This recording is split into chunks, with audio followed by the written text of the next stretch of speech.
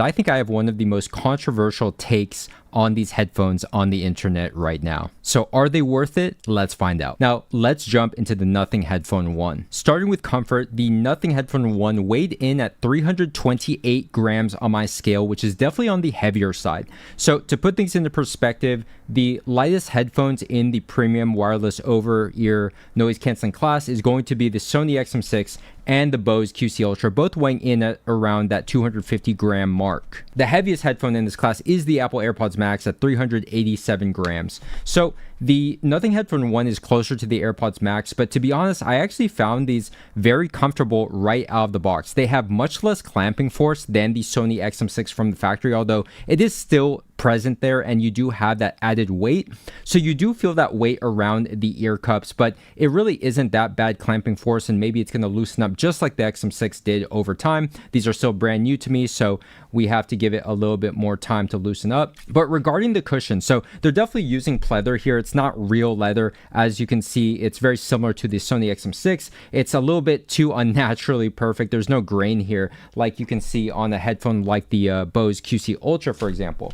But looking at the cushions, honestly, these cushions could be more plush like the QC Ultra, and it could use more plush cushioning both on the headband itself and for the ear pads. So overall, I give the Nothing Headphone 1 a 4.5 out of 5 for comfort. It's not perfect. It's not elite like the Bose QC Ultra, but I do find it more comfortable than the Apple AirPods Max, for example, and perhaps around the same level of comfort as the Bowers & Wilkins Pick 7S3. I find them a little bit more comfortable than the much lighter Sony XM6, and the reason why is because there's a ton of ear cup space inside. So it has deeper ear cups, which gives more interior ear cup space, so my ears are not pressing against the fabric like in the Sony XM6, which is my biggest gripe with these headphones aside from the clamping force. All right, so here we have the included premium hardshell case, which is quite big in terms of its width because it has this square design versus something like the Sony XM6's case, which you can see is much smaller, but it's about the same level of thickness, but really it takes up a bit of this surface area because it has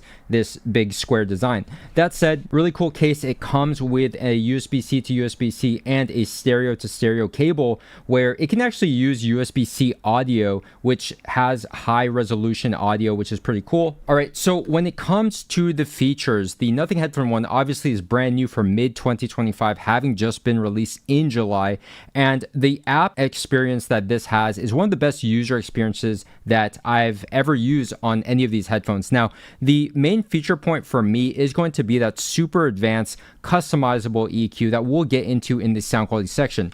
But one thing I did want to highlight in addition to that awesome app experience is the features such as the buttons and the controls on the Nothing Headphone 1, which I find really nifty. So they do use physical buttons as opposed to touch controls like the XM6, which I do prefer physical buttons 10 out of 10 times. So the interesting thing here is that we have this scroll, which actually feels pretty nice. This is to control your volume, and you can also press it to play, pause your music. And they also have this paddle, which is interesting as well, to skip forward to the next song or to reverse. So these two buttons are going to be the main ones to control your music, your volume, etc. And then in addition, you also have this button here, which you can set to be voice activated, or you can also use it to control spatial audio. You can actually customize any of these buttons and any of these controls inside of the app. Another reason why I think Nothing is at the top of the game when it comes to that app experience and just being very technologically sound, which makes sense since they are a phone company first and foremost. And as you can see in the ports, you do have that USB-C for the charging and for USB-C audio, and you also have the stereo output, which is very interesting because most headphones actually only have one or the other these days. So anyways, when it comes to features, these have your active noise canceling with adaptive mode, or you can choose from low, medium, high. In addition, you do have transparency mode and the ability to turn off either of those modes, which is really nice. And you do have multi-point connection. So let's move on to talking about the build quality of the Nothing Headphone 1. So the first thing I want to say is that when you just look at these visually, they look really cool, right? They look like Apple AirPods Max. You can see they kind of have this aluminum metallic sheen to the ear cups themselves, and they have this cool kind of cassette retro futuristic type design on the ear cups to make them stand out and look pretty cool. What I like about the design of the Nothing Headphone 1 is that they have a very form-fitting look when you're wearing them on the head. They don't stick out as far as the headband. They are basically a very stylish headphone to wear out in public. And honestly, if these are a little too ostentatious for you, I do like the black colorway, and I would rather have that version. I got this version for the videos and the reviews because they stand out better. And I do say that these look really cool, and they don't stand out as much as you would think if you were to wear these in public, but they just look really cool without being too over the top. Now, when it comes to the build quality, unfortunately, everything here from the ear cups up and the headband is just pure plastic regarding the hinges as well. And honestly, it just feels very cheap when you're feeling the rest of this headphone. I think that the ear cups themselves, they look high quality and they feel fairly high quality, but you know, we do have that pretty cheap pleather material on the cushions, which, you know, for this price point is actually the norm. But I do say that all of this plastic that they are using for the headband does worry me a little bit for the long-term durability. All right, so moving on to battery life, these have 80 hours with noise canceling off, but down to 35 hours with noise canceling on. So realistically, with that noise canceling on, these are slightly above average. That's more battery life than the AirPods Max, the QC Ultra, the Sony XM6, and the Bowers & Wilkins PX7S3, which I believe is 30 hours. Some of the headphones that do outshine the Nothing Headphone 1 would be something like the Cambridge Audio P100 at the class-leading 100 hours on a single charge, and the Sennheiser Momentum 4 at 60 hours, which we'll definitely be talking about this headphone pretty soon. All right, so moving on to the noise canceling performance of the Nothing Headphone. So honestly, I think this is one of the weaknesses of this headphone versus some of the more premium noise canceling headphones in this class. Now, it's not bad. I think that the noise canceling is anywhere from average to slightly above average. Honestly, I would say that these are slightly above average is where I personally would put them. It's not as effective or as strong as the Sony XM6, which I do consider to be the most consistent noise canceling, just the safest with the least amount of side effects and quirks. Unfortunately, another aspect of the noise canceling with the Nothing Headphone is when I'm moving around, and especially if you set these to the adaptive mode, but even when you just set it to one of the low, medium, high, basically I do get a little bit of bumping, and I think that the seal breaks a little bit around your ears with the ear pads. So what I'm getting is a little bit of inconsistency, and that seal breaking if you're going to be moving around, walking around with these headphones, another knock that I would have for the noise canceling performance. But as far as its overall effectiveness, I do think it's in that slightly above average, not as good as the Apple AirPods Max, the XM6, probably around the same level, if not slightly worse than the PX7S3, and I would say slightly worse than the QC Ultra as well, and then slightly better than the Sennheiser Momentum 4. So overall, the noise canceling, it does work, it does do something. It's not elite, it's not one of the best in the class, but it's better than average. And lastly, I would say the transparency mode is pretty good. That is at least on par with most of these headphones. So overall, for features, build quality, battery life, and noise canceling performance, I give the Nothing Headphone 1 a 4.5 out of 5. It just misses out for having a little bit of that cheaper build quality and also not having the elite noise canceling performance, but still overall as a package, especially when we talk about that app, the customizable EQ, all of the features, the buttons, the user experience itself, it's really great. Probably the best of any of these headphones I've tested. Really impressed with how Nothing has handled the app's user experience and just the use of the headphones and the buttons themselves. All right, so now time to talk about sound quality, which is the controversial part of this video.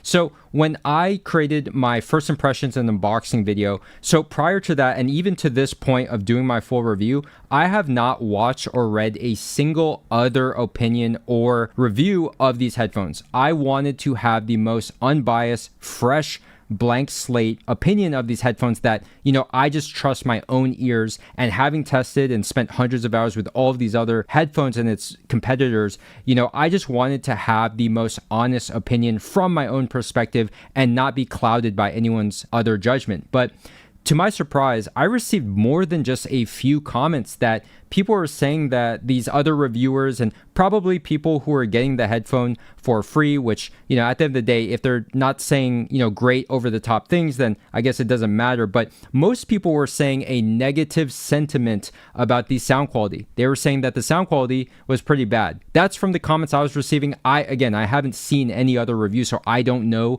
But the consensus seems to be that the sound quality is quite disappointing. So to my surprise, when I first listened to these, I do hear what people were saying as far as the boxiness, as far as not having a wide soundstage, or a big soundstage, I should say. And then in addition, they say it has a very dark sound signature that can be a little muffled. And I did hear that initially, but the more time I spent with these headphones, I liked how they sounded out of the box. Now, they weren't perfect, okay? But I heard all of the right ingredients and fundamentals. So I'm talking about the separation, the layering, the detail, and more importantly, the dynamics was very good. So what I believe from what I was hearing from the stock sound is that these are tuned in a pretty neutral way, which is something that I'm used to listening to. I'm used to listening to studio monitors, for example. And so this kind of sound signature is actually closer to my preference. I like this kind of sound, basically. And I'm used to listening to gear that kind of has a similar sound signature. That said, though, what I could hear just from the fundamentals, and again, those really excellent dynamics when you listen to the details, is that this has very high quality hardware. Now, this is very plausible because if you look here closely on the headphones and on the box and in the marketing, the sound is by KEF. So if you're unfamiliar with KEF, KEF makes some of the best speakers in the market right now today. So I read a little bit about Nothing's collaboration with KEF. Now, I don't know the exact degree because they say the tuning is by KEF, but I also read that they helped a little bit with the engineering of the dynamic drivers featured in these headphones. So again, I don't know the fullest extent of their collaboration, but if they're willing to slap their name on pretty much everything regarding these headphones, even on the headphones themselves, you can see sound by KEF. So for me, it's very plausible that these would be very high-end sounding headphones. That said, I think there might be two reasons why there's such dissent when it comes to the opinion about how these headphones sound and whether it's good sound quality or bad sound quality. I would say the first thing is that when KEF is tuning these, and look, I didn't see it, I wasn't there in the laboratory or whatever, but when they're tuning these in a perfect acoustic environment, I think that perhaps it's a mixture of like what they tune for and what consumers want from a headphone. Those are two different things. So what may have sounded perfect in the lab compared to what it sounds like in the real world, maybe that's one reason. Now, another reason that could be is also there was a firmware update when I immediately turned these on for the first time. I don't know if there was some kind of retuning there because I didn't hear these headphones sounding as dark as some people were saying. I heard it sounding kind of neutral, maybe even a touch bright, but pretty neutral, honestly. And yes, a little bit muffled in that mid-range section. So, overall, maybe there wasn't anything there, but who knows? Maybe the firmware did something to improve the sound. But regardless, the more important point that I want to make is that we have really good hardware under the hood combined with the most advanced native custom EQ that I've seen added to one of these wireless noise canceling headphones. So what Nothing did inside of their app is they created an 8-band EQ. Now, what's different about this is not that it has 8 bands, because something like the Sony XM6 has 10 bands, but you can customize everything from the exact frequency of the point in the EQ. In addition to that, you can actually control the Q parameter, which will let you control the slope. Now, this is starting to get into that audio engineering, pro audio background, but for me, this is like a kid in a candy store because all this EQ that I've been doing with these headphones, and we've been able to get some pretty good gains from something like the QC Ultra, for example, with a simple 3-band EQ where you cannot change anything except for just the decibel level or just the level from 3 bands, like low, medium, high, or bass, mid, and treble. So with the Nothing Headphone 1, we have more customization than ever before in a native custom EQ. We're not talking about third-party apps or anything like that. So that's the thing that got me excited. And then listening to that hardware underneath the hood, I knew that these had potential from just listening to the stock sound even, because I could just hear that these have a crisp level of detail. It has separation, it has layering, but perhaps the tuning is just not to the average or casual listener's preference, and I totally understand that, and I actually mentioned that in my first impressions video. So where does that bring us? Basically, I've created one EQ so far, but I am very happy with it. So that EQ is going to be featured in the full blog post linked below. You can actually scan the QR code using the Nothing app, and it will import the settings exactly as they are, because to be honest with you, I don't even know how I would translate every single piece of that EQ, because you also have to mention the Q factor, the exact frequency for each band. It's going to take forever just to type that out. So I'm super happy that they've created this very innovative, fun way to share EQ settings that's very simple and easy. Again, that user experience, I just keep coming back to that. Nothing knows what they're doing. And, I guess their background with smartphones and whatnot definitely helps them to design a very technology forward, consumer forward experience. So we only have one EQ right now, and it's specifically for hip hop and a little bit of pop. But to be honest, I think if most people don't love the stock sound, it's going to be a boost everywhere for pretty much every genre. But there are other EQs I want to make for specific genres like rock and metal, which is going to be a different EQ. But I have the confidence that the Nothing Headphone 1 is going to be one of the best sounding wireless noise canceling headphones of this year and thus far, thanks to very good hardware underneath the hood and combined with this custom EQ, which honestly, because we have so much more parameters that we can experiment with, it's taking longer, but we're able to get more gains from this and we're able to be more granular. And I'm just having a lot of fun. I really think that these have a ton of potential under the hood. It's a very similar situation to the Bose QC Ultra. My opinion of the QC Ultra's sound quality is way different from most average reviews that never touch the EQ and just, review them stock, which I agree. They are underwhelming stock. They are super bass heavy. It drowns out the mids, the treble, so you don't get the detail. But underneath all of that, these have very beautiful detail. It's the same exact thing with the Nothing Headphone 1. There's so much potential thanks to very good hardware under the hood. It just needs to be uncovered, unfortunately, aftermarket, or I guess by people like myself who are willing to tune them after the factory. All right, so let's talk about the sound, because we spent a lot of time talking about that, because I needed to explain my stance and why I'm hearing differently from most people, because I really think it all comes down to that tuning and that EQ, which that's one of the big draws to these headphones, is having the most advanced EQ on the market that's built right into the smartphone app. It's built right into the device itself. So what is the sound like? All right, what is this sound? How does it compare to some of these headphones? So if I were to explain, and this is kind of interesting, but at least with V1 EQ, I aim to remedy that stock sound. So if people were saying that it's dark and it's not very detailed, it's boxy, not much soundstage, I really want to just open these up. And I think that V1 achieves that, absolutely. I think the vocals are pushed so much more forward. You're hearing so much more little details when it comes to the music, and it just opens them up very nicely in the mids and the treble, and it aims to tame that bass. But here's the thing. Now, a very interesting headphone is the Skullcandy Crusher ANC2. The reason I bring this up is just because the bass. So I've just got done reviewing 4 Skullcandy headphones known for their bass, but particularly the Crusher series, okay? So bass, that is what I've been used to, and I'm coming into the Nothing Headphone 1, and obviously these aren't targeted or marketed as like an extra bass headphone. They're targeted as, a premium noise canceling headphone that should sound a little bit more balanced, a little bit more audiophile. What's interesting to me is that the bass on these can kick so hard that they can actually get close to something like the Skullcandy Crusher. And they have this feature called bass enhancement, which really, to me, is similar to the Crusher feature on the Skullcandies. Now, it's not the same. The Skullcandy actually vibrates and shakes your head. So these don't quite get there, but they get close. They start to vibrate a little bit when you're pushing that bass. So what's interesting about these headphones, and this is going to sound, not audiophile, it's going to sound like not something that would make these have good sound quality, but the bass is one of the most impressive aspects of these headphones. It's one of the most fun, high slam, high quantity, punchy basses, especially sub bass, of any of the headphones I've tested.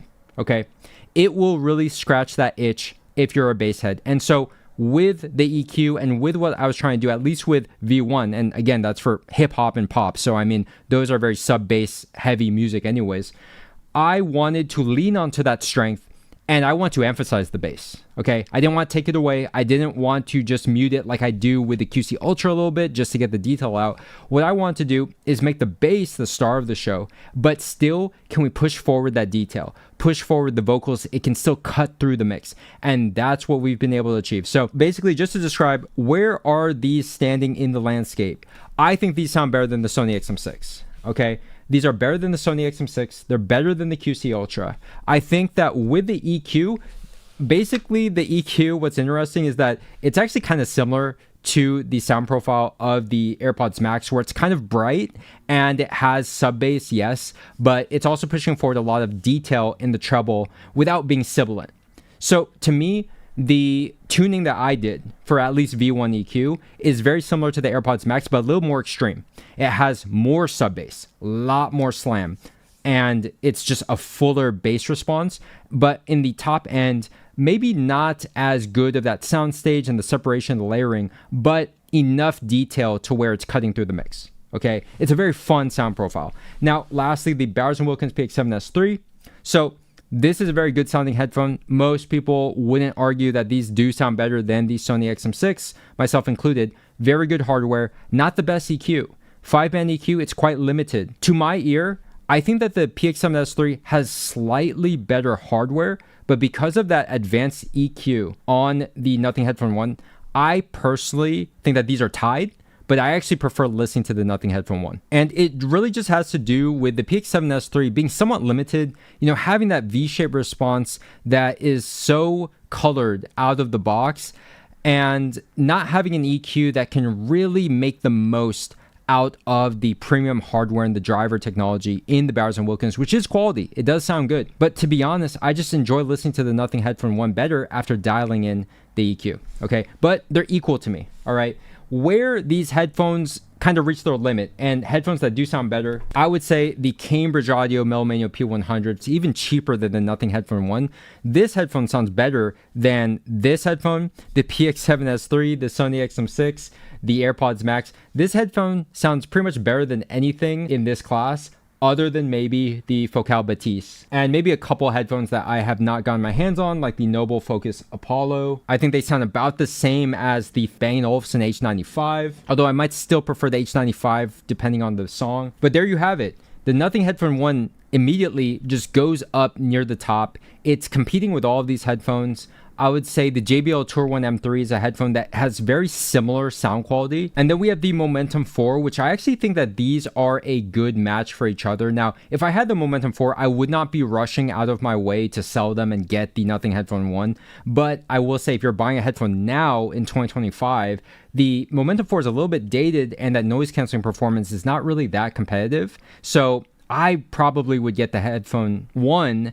And considering that the price is about the same, I think you're getting better technology and overall just a slightly better value today. Although, yeah, the Momentum 4 is still a banger in the below price range. All right, so finally, for sound quality, I am giving the Nothing Headphone 1 a 9.2 out of 10 after EQ. Now, this score, it could go up in the future, it could go down in the future. I still haven't spent a ton of time as much as I want to, and I plan to spend a lot more time to dial in additional EQs to improve the current EQ, because that's really just a first draft. It's really one day of work, but I'm very, very pleased and happy with the gains and what I'm hearing. It's one of the most fun headphones out right now. All right, so moving on to value. For me, despite the Nothing Headphone 1 not being a perfect headphone, again, I mentioned that the noise canceling performance is not elite. It's slightly above average, it could be better. And it also could have better build quality. But again, for the price, headphones in this class tend to feel pretty cheap and plasticky anyways. I mean, the XM6 doesn't really feel that much better. But I think where these headphones shine is that sound quality. And I'm excited to see what other potential we can still squeeze out of these headphones. So for value, I do give these a 4.5 out of 5. Honestly, I think these can even make a case for a perfect score as an overall package for the money, but I'm going to leave a little bit of room there for improvement because they aren't perfect, but it's not really considered cheap at the end of the day, and this still has more improvements to be made, so we're going to leave a little bit of space there. So 4.5 out of 5 for value. All right, so overall, overall, the Nothing Headphone 1 receives a 9.1 out of 10, which is one of the highest scores we've given out on the website this far. So I've already spoken enough about the sound quality and the potential that these have, but I really have to say that I'm reviewing these after having reviewed over 30 headphones and earbuds to this date and spending hundreds of hours with most of its direct competition. So for me to be impressed by a headphone at this stage, I have to say, I do think speaks to the quality of the Nothing Headphone 1. And to be honest, these are a headphone that surprised me. I don't have any skin in the game. I'm not sponsored by Nothing to do this review or to say these things. This is just literally what I'm feeling, my experience thus far. It's been very positive, and it was even positive in my first impressions video, which is actually starkly contrasted to the XM6, which I was, a little bit lukewarm about them in my first impressions video, and then I came around to liking them, and I still love them for its cinema mode. So if you're consuming media other than music, I have not found a headphone that is better for movies and TV than that cinema mode. Definitely better than the spatial audio implementation on the Nothing Headphone 1, by the way. But that said, when it comes to just pure music and audio and sound quality, I think Nothing just put the landscape into a bit of a flux. It's definitely a contender now. It's definitely an exciting product that just shakes things up a bit. Just when I thought, maybe we're reaching diminishing returns, we're getting new products in 2025 that are pushing innovation forward and at better price points with more value, such as the Nothing Headphone 1 and the Cambridge Audio P100. So there you have it. That is my opinion of the Nothing Headphone 1. Honestly, I'm thinking of buying a second pair in black to actually use on a daily basis, actually wear out in public. That's how highly I'm thinking of these headphones right now. But again, things change. Scores do get adjusted. Certain scores and certain headphones do get promoted and demoted as we spend more time with them. So we'll see what happens with the Nothing Headphone 1, but it's off to a very strong start. Thanks for watching and happy listening.